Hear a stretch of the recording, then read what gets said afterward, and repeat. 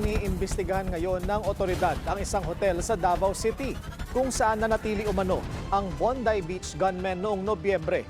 Pumalag naman ang AFP sa mga ulat na dito nag-training ang mag-amang terorista. Yan ang agenda report ni Edith Isidro ng Abante.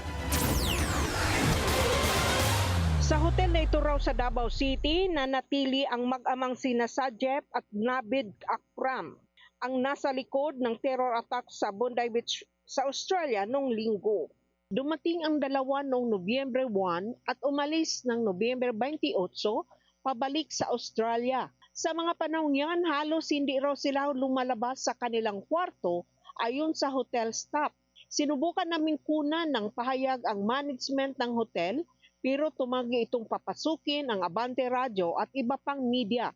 Ayon sa mga ulat, pakay ng gunmen na inspired daw ang terror group ISIS, ang military-style training sa Southern Philippines.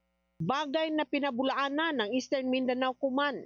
We can assure you that the area of Eastern Mindanao Command is free from those terrorists kung meron man. Again, wala pong report na gano'n. Iniimbestigahan na ng mga otoridad ang sinasabing biyahe ng Bondi Beach gunmen sa Davao.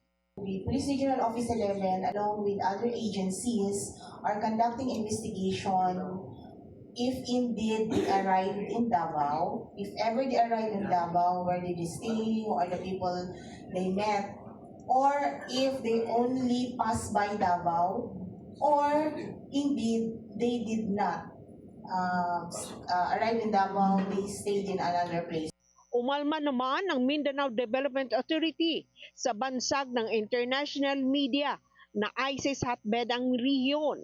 Gate nito, hindi dapat husgahan ang Mindanao batay sa kilos o aksyon ng ilang individual lalo pat wala namang ebidensya na ang pagpaplano, radicalization o operational support sa pag-atake sa Australia ay naganap dito.